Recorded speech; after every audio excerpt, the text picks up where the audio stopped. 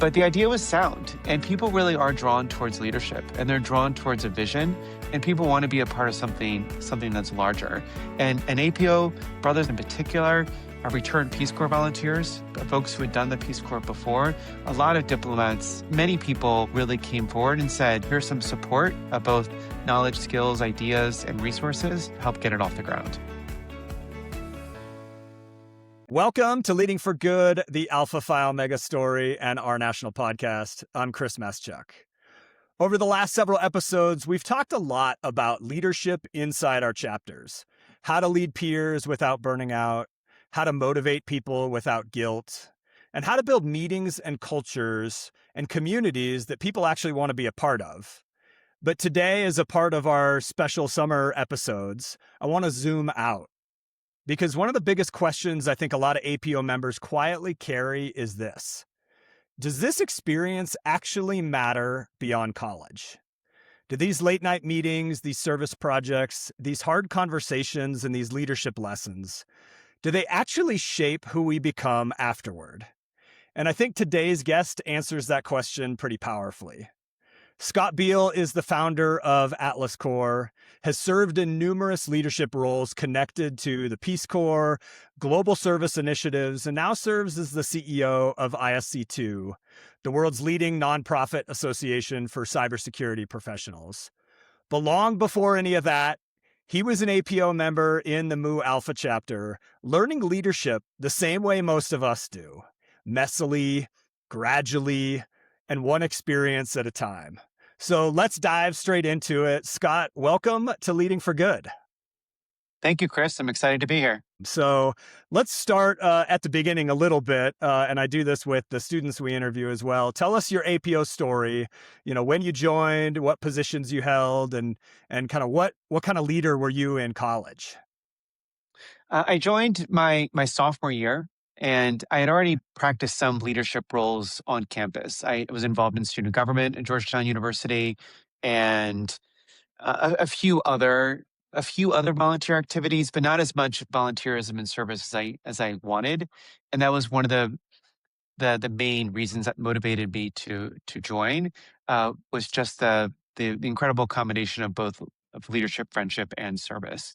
And so I think people probably perceived me, and in many ways I perceived myself as a student government campus leader, but was quite excited to add to the richness of my life was the APO community. And I did some roles within the undergraduate chapter. In fact, I ran for president and didn't win that election, but did ultimately become the alumni president for a number of years and led a number of service projects when I was an undergrad. I love that, and I have a very similar story of running for president and not winning either. And it's it's one of those good leadership learning lessons and experiences. So I might dive into a little bit of, in that moment, like, what drew you to service and leadership as a student? Like, what drew you to student government? What drew you to trying to find service and APO and that sort of thing? My parents are both teachers, and I always had a service orientation, and I went to college on a lot of scholarship as well. And so including, of course, from the university. And so I had this sense of wanting to give back to the school itself that I could tell even as a freshman and sophomore was giving me such an incredible experience and an amazing network and a perspective on the world.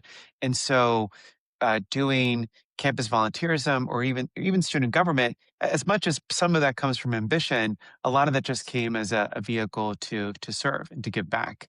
And so I think I got a lot of that from my parents, and I volunteered a decent amount in high school and at earlier ages, and to be able to do that in college in a group, particularly with Mu Alpha, was really quite impactful. So maybe I'll hold on to a little bit of what you just said there, of that sense of purpose and giving back and serving.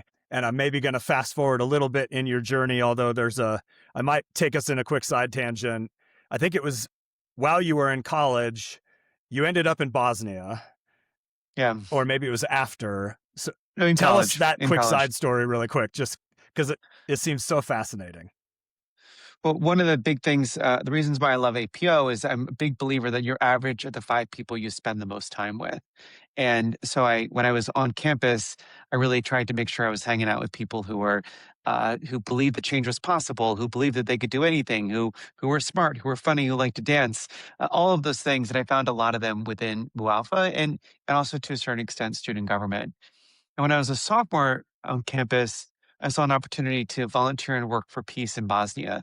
And this is 1996. It is months after the Dayton Peace Accords. So I understand for younger folks, it's hard to put into context, but just pick any recent war and imagine telling your parents that you want to go there a couple months after it ends.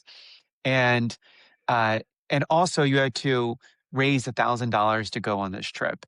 And as I said before, I was on financial aid, and it seemed inconceivable to me. So I went back and asked my mother. I was like, "Could I go on this trip?" And she's like, "I don't know." And I'm like, "And I need $1,000." So her mind was she didn't want to say no to me. So she said, "If you can find the money, you can go." So I went back to campus and I told my friends, and a buddy of mine, Chad Griffin, who later went on to become the head of the Human Rights Campaign and a very incredible political activist of our generation, he said, "Oh, just raise the money. Go back and ask 10 churches for $100 each." And so I did that. I wrote letters. I met with churches. 7 of them gave me $100 each. I started delivering the Washington Post, and my mom remained true to her word that if I found the money, I could go. And then, not to make this too long, but then my junior year, an opportunity came back to do election work in Bosnia. It was supposed to be a 1 week job. I applied for it. They actually hired me to organize the elections. I ended up dropping out of college my junior year to go and organize elections in Bosnia in 1997. Um, Still came back, graduated on time, but it just shows how the people that you surround yourself with and the risks that you're willing to take, particularly in pursuit of a service oriented mission, can absolutely be life changing. Such an incredible story. I'm so glad I asked that question. That's really powerful to hear that, and that I think almost kind of an innate drive that sometimes you feel deep inside you that I need to go do this, I need to try this, or I feel so compelled that let's jump into it. So maybe I'll Exactly. use that then as the springboard for founding of the Atlas Corps. And I'm guessing that was a pretty big step, not just kind of professionally, but personally for you. So maybe to start with that of where did the idea for Atlas Corps come from?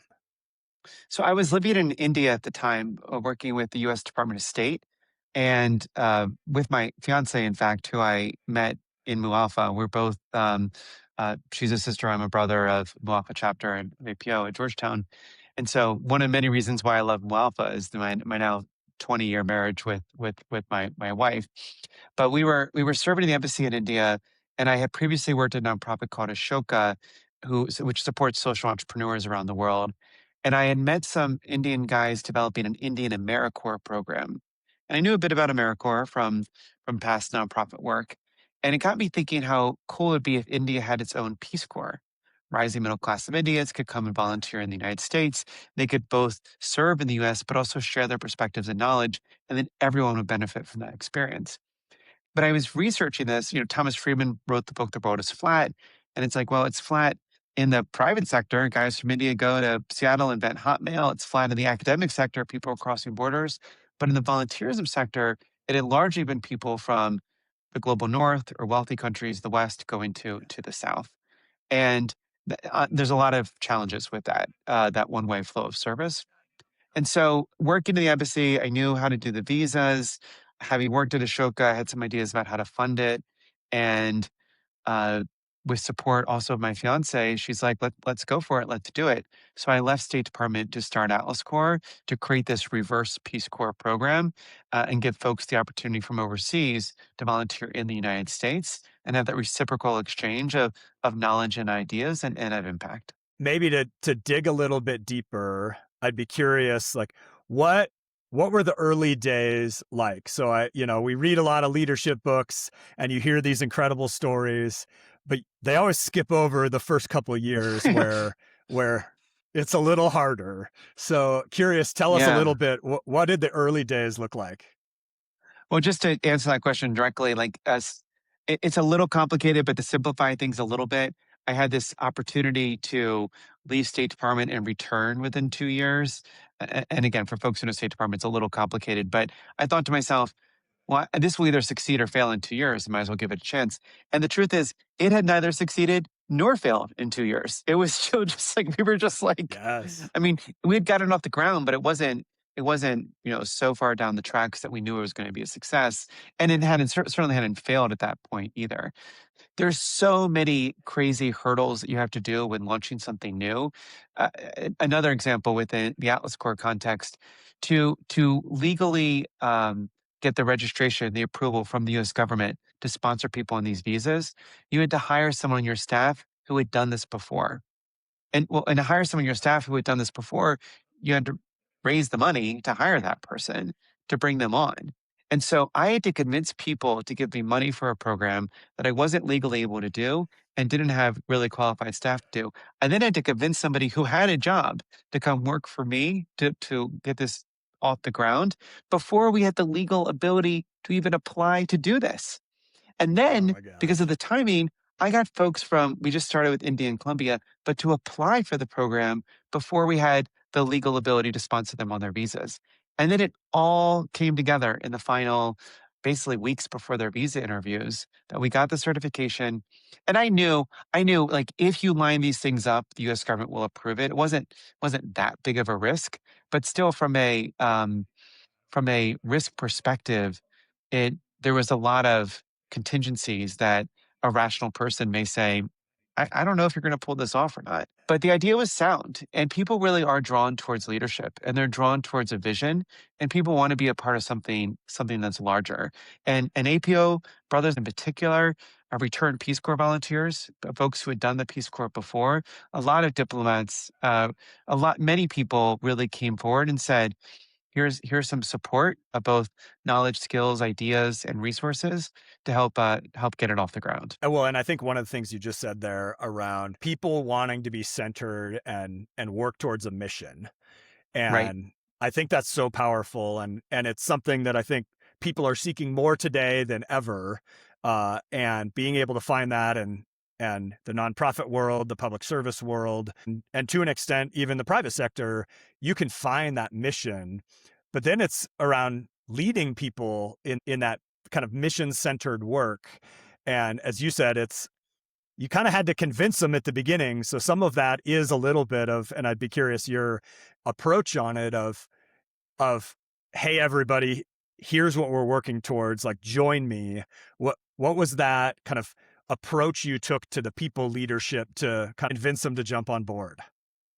I think it helps. When I started Atlas Core, I was 30 years old, so I wasn't a teenager, right? I wasn't even a college Yeah. student, and it also wasn't even the first nonprofit I had started. And so often when talking to students, I talk about the importance of starting early and of trying things because it builds upon itself. The first nonprofit I started, I was in college. It was called the 2100 Fund. And it was 100 of us when I was 21 years old. We threw a party that raised money for charity. We started to throw these parties and they became so large that like me collecting cash and turning around and giving it to nonprofits just seemed kind of like a nightmare. And I wanted to be more sustainable for the long run. So we had a friend who was at a law firm who had graduated a couple years earlier. He got us incorporated and we set up a board and we did what we had done before, but we started institutionalizing this group that raised money for charity. And then it kind of built from there. So I'd already worked in the White House by the time I started Atlas Core. I was already had Yeah. become a U.S. diplomat. And so I worked at Ashoka. So folks knew that I wasn't just winging it and that there was a certain level of competence that leads to a certain degree of confidence in individuals. But even competence isn't really enough. Like you need to be able to tell a story in a compelling way where people see how a world could be different and get them bought into that. And so, I mean, that again took a lot of work. I put a lot of my own reputation on the line. I didn't take a salary for 2 years. Like I spent a lot of time raising money. Luckily, I was in a privileged position to be able to do that. But obviously, it paid off, and it wouldn't have paid off if I hadn't built up that network over the years and like the ability to take risks and be successful, or at a minimum, take risks to learn from it and then lead to more success, is what I had even done, even at that point in my life. I what I really like about hearing that arc of the story is it's not just about taking the leap and then saying, "Everybody join me," but it's also about everything you did before that. The little things that you did that built upon it, that network that you had, that then when it was Right. like, "Hey, I'm ready to take a leap," you've got a network to rely on, you've got context and learnings, and so I really like hearing that kind of arc of the experience to then the big jump. Absolutely. Absolutely. So now let's go a little bit bigger now. You've worked across countries and cultures, global organizations. I'm curious your perspective on how does leadership change when that context or those cultures change? Certainly. At Atlas Core, it started with this idea with we had 6 individuals from India and Colombia in the first year. But then over 15 years, we grew it to over 1,000 leaders from over 100 countries, 110 actually. And so I did not visit all those countries. I didn't even get to know all those fellows personally, but certainly had incredible opportunities to meet very dynamic civil society leaders from all over the world. These folks tended to be in their late 20s, early 30s. It was a very competitive program. And so you really had a chance to understand and get a window into what society looks like from some of these individuals. And I would say, in many ways, while cultural differences can be significant, and often the first thing that you notice, whether it's somebody's dress or the way they behave, or um, just the way they interact with different people, and some of it also is based upon like religious tradition and any number of other issues. Really, especially when you're talking about social impact leaders, there's a very strong commonality of this, crazy belief that change is possible. This sense of responsibility that we have the capacity and the need to affect injustice and affect social change, and at a minimum to try our best where we can, and to really have that confidence in yourself and others that it can be done. And so, um, in many ways, mission driven leadership transcends cultures in many ways. One could argue in many countries, they see poverty more concretely than some communities do in the United States, or they see racism in different ways, or they see war, peace in different ways than even folks in the United States who have had exposure to some of those more challenging issues. And so it is a common language, leadership and service oriented leadership, and so people sing it with a different tune, but it is very much the same song and the same perspective. Want to dig a little bit deeper to the time that you worked for the Peace Corps as well, leading during disruption or Yeah, uncertainty. And what triggered that thought is a little bit of, as you were describing, of folks that were in Atlas Corps that were a part of the program that were coming from whatever was happening in their country or their city or their place. And so leading through uncertainty and living through uncertainty is probably really different. And so just curious your experiences a little bit of how do you as a leader navigate during those times? yeah.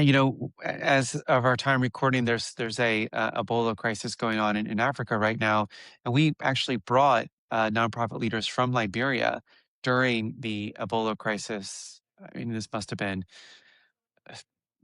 10 or 12 years ago, but like, this time. And we had this situation where we literally took them from Liberia and they stayed in, I think it was Kenya for 8 weeks before they ended up applying for their visa and coming, because that was the only way that we could ensure that A, they would get their visa, and B, that they were safe. Right. And so Yeah. it's just, the steps you sometimes need to take in in leading through uncertainty, they're usually hard to predict, and they require a certain level of fast thinking and creativity. But beyond that, I believe that a lot of it comes to really having strong, clear communication, making sure that folks, clear understanding of where we're trying to go, largely communicate beliefs on, for the most part, how we're going to get there, although sometimes the journey will change, and really a good job of communicating with team and external stakeholders, even when there's not news to share. When I ran global operations for the U.S. Peace Corps with the director and chief of staff and others, we would sometimes talk about the importance of what I call non-update updates, where the staff, the country Yeah. teams all around the world wanted to know when are Peace Corps volunteers coming back after COVID, and they assumed that the front office had knowledge that wasn't being shared. And on some levels, of course, the director of the Peace Yeah. Corps, the CEO, is going to know things that other people don't know, but it's not usually out of some like nefarious or underhanded. It's usually just difficulty in sharing communication and information in timely Yeah. ways. And sometimes it's because there's nothing to share. And so people will fill in the gaps with fear, particularly in times of disruption. And so being able to communicate clearly, this is what's going on. This We're still headed where we're headed. Our methods may be changing this way or the other way, but what's important here is that we're all still moving towards that same goal. And you have to trust, but then I have to communicate how that is changing over time. Um, that after the Peace Corps, returning volunteers. When I started the Peace Corps, there weren't any volunteers in the field. All the Peace Corps volunteers had been evacuated due to the pandemic. And then by the time I left, we had returned volunteers to the same number of countries. Some countries Oh, actually had to wow. change. We had to close Ukraine as a pretty obvious example. But we opened up Vietnam, so we opened up new countries. And you have to do your best to communicate in those situations. And even right now in the cybersecurity space, there's a lot of fear and uncertainty about how AI is changing the cybersecurity workforce. And it's a matter of communicating clearly and engaging with industry and staff and members so that people understand uh, where the general consensus is for where things are headed, and how we're working all towards that same larger goal. Yeah. So maybe I'll use that as where you are now, leading ISC2, and especially at a time, as you just said, where conversations around trust and workforce development, digital ethics, are more important than ever. And so I'm curious, what drew you to this role at ISC2? Absolutely. After 4 years at Peace Corps and almost 15 before that with Atlas Corps, where I had been working hard to build a safe and secure physical world, and sending volunteers around the world to teach, work on health, or Atlas Corps fellows here to build infrastructure within nonprofits. The opportunity came up to help build a more safe and secure cyber world.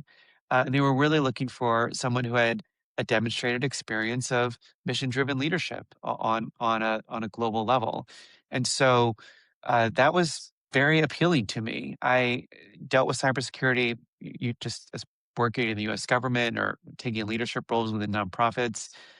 We were actually a victim of a cybercrime at Atlas Corps at one point. Peace Corps is regularly targeted for cyber attacks. And so, not a cybersecurity expert, but definitely one who understood the value of the issue and how important it has been for decades and is becoming in the years ahead. And so I was really excited when I saw that job opportunity come up, and was really pleased to have started this job a few months ago or earlier this year. And it's really IAC2 is actually best known for a certification that's called CISSP, which is the gold standard certification for leaders in the cybersecurity space. The association has 9 different certifications. There's also an entry level certification called CC, but it really provides the signal to industry, to governments, to countries around the world that these are individuals who have the knowledge, skills, and ability to keep your organization, to keep the Department of Defense, to keep your nonprofits, your schools safe. And in this world, that's really important. That's really, really important. And AI is only making that more important to have the right individuals with the right training and ongoing continuing education to keep us safe. So I'm excited to be in this role and working on this issue. And I see it as a continuation of the mission driven leadership I've tried to do since I was a brother of APO many years ago now, back at Georgetown. Yeah. That's awesome. And as I work in local government, and so Mm, one of those things that people ask what keeps you up at night, and one of them is cybersecurity. It's such a critical component to us being able to deliver the services to our community that keeps daily life happening. So it is. It's a critical thing. And I want to take a little bit of the tie back you just had to APO, and let's bring it back to our active students that are engaged in chapters right now. And maybe I'll start with, what advice would you give uh, college Scott if you could rewind now? gosh, uh, well, I think one of the advice that I would give is that you know you really don't know where the future is gonna lead you, and you know at one point, I'm from Delaware, and Joe Biden was elected to the Senate when he was 29 years old. I thought, oh, I'm going to be a 29-year-old U.S. senator, and that obviously did not happen. I'm past 29. I'm not currently in the U.S. Senate, but you have these goals or ambitions or directions or definitions of what success is. And too often, in many ways, it's usually too narrow. And in most cases, it's kind of missing the big picture. Really what success is for me today, and the reason why I feel so blessed and successful is that I'm in a great relationship. I guess 20 years married to the woman I met in college. That doesn't always happen, and who is also a mission driven individual. I know that because of where we met and the lives we spent together, and I've been able to make an impact, including in high profile ways, but that it's been less about the profile and more about the impact. Um, Realizing that the most effective leader is the individual who develops other leaders. The most impactful service opportunity is when you can make something sustainable in the long run by empowering other communities or other individuals to keep things going. So I don't think I really fully appreciated that when I was in college. I'm sure I didn't, but it's certainly something I've learned over the years. That's so good. That's so good. Okay, well, before we close, we do a segment on the podcast with students sometimes where they're around the country. We call it APO Sound Bites. It's 5 students, 10 seconds each. Yeah, kind of rapid. So if you're willing to riff with me a little bit, I've got 7 questions for you in Let's do 60 it. seconds or less. Okay, I love it. So first thing that comes to mind, most underrated leadership skill. Humor. One, you have to be able to take yourself not too seriously, but people are drawn to funny people, and funny people tend to be smart. So I think that there's not enough leadership books about humor. It's good. Best leadership advice you've ever received. If you think you can or you think you can't, probably right. A leader people should study more. So Harris Wofford, who's one of the architects of the Peace Corps and AmeriCorps and other programs. Not as famous as Sergeant Shriver, but it did become a U.S. Senator. He was a mentor of mine, a student of Gandhi's. Martin Luther King was a student of his, as was Kennedy. Harris Wofford passed away a couple years ago, but remains an inspiration to me today. Okay, a book that influenced you. I'm in a recency bias situation here right now, but I just recently finished a book called The Running Ground. I love to run. It's by the editor of Atlantic, and he is an incredible runner and talks about his perspectives from his father to his son to running to leadership to limiting beliefs and profiles of other runners. You don't need to be a runner or a father or a son to enjoy this book, but it's I've been thinking about the book a lot recently. One misconception about service. I think there's two misconceptions. One is, and I don't think too many APO people do this, but way too many people assume service is about the individual that you're serving and not about the experience that you gain from it. I think most APO people get that, but I think even a lot of APO brothers and sisters, especially who are in undergrad, don't really appreciate that. They think service is this weekend event or it's this like time bound experience, and we especially saw this in the Peace Corps.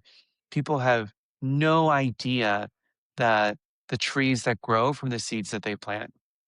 Sometimes they don't even realize they're planting seeds. And my buddy Chad is like, just raise the money. Like he like that conversation led to me going to Bosnia, led me to start my own nonprofit. Like you just never know that the long-term impact that you could have when engaged in service in the communities that you're serving. What's one habit that makes leaders better?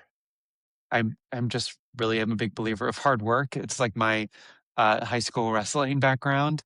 I think sometimes people underestimate how much work it is to lead a chapter, to lead a project, to lead an organization, to run for office, and and and not all failure stems from hard work. There's a lot of factors that come into to things ultimately not working, but some failure is literally a function of not putting in the time or effort to really make it happen, or just really poorly estimating what it was going to take in making something happen, and that can be sometimes lack of experience or just lack of knowledge, but hard work. Yeah, good. Last one is, what does leadership mean to you in one sentence? Leadership means to me both the ability, but also the opportunity to advance towards a greater state. And whether it's taking an organization to a different level to increase its impact, to a certain extent mentoring or leading an individual to achieve greater things in their lives or in their professional setting. It's taking a person, an idea, a movement, organization from one state to a higher state. And certainly mission driven leadership is doing that in pursuit of greater impact. That was like 10 sentences. Sorry, I totally blew that one. There were a lot of commas and Oxford commas in there. Oh, that was amazing. Well done, Scott. And thank you so much for joining me today here on the podcast, for sharing your talents, your wisdom, and your leadership with us. I really appreciate it. Well, thank you, Chris. Thank you for the opportunity to tell my story and for you telling so many other people's stories as well. Hopefully, stories will inspire and help people persevere and keep going, because it is a lot of hard work, but it makes a big difference. And Mu Alpha in particular, APO means so much to me. I really appreciate being invited. So before we close, here are 3 things I want you to try this week. Number 1, ask someone about their leadership journey. Not their title, not their resume, their story. What shaped them? What challenged them? What changed them? You'll learn more from that conversation than a lot of leadership books. Number 2, treat small leadership moments like they matter. Because they do. The way you handle one meeting, one conflict, one overwhelmed member, that becomes your leadership identity over time. And number 3, build relationships, not just projects. Projects end. Relationships scale. That's true in chapters, in careers, in service, in leadership, everywhere. And I think Scott's story really highlighted, honestly, all 3 of those. So here's the question I want to leave you with today. What leadership lesson are you learning right now that might shape the rest of your life, even if you don't realize it yet? We're going to continue our special summer schedule with our next episode in July. But in the meantime, if you enjoyed this episode, give it a like, send it to a friend, and let me know what your leadership lesson is that you're learning right now. Send me an email at podcast@apo.org. Thanks for listening. And remember, when we lead for good, we change more than our chapters, we change ourselves.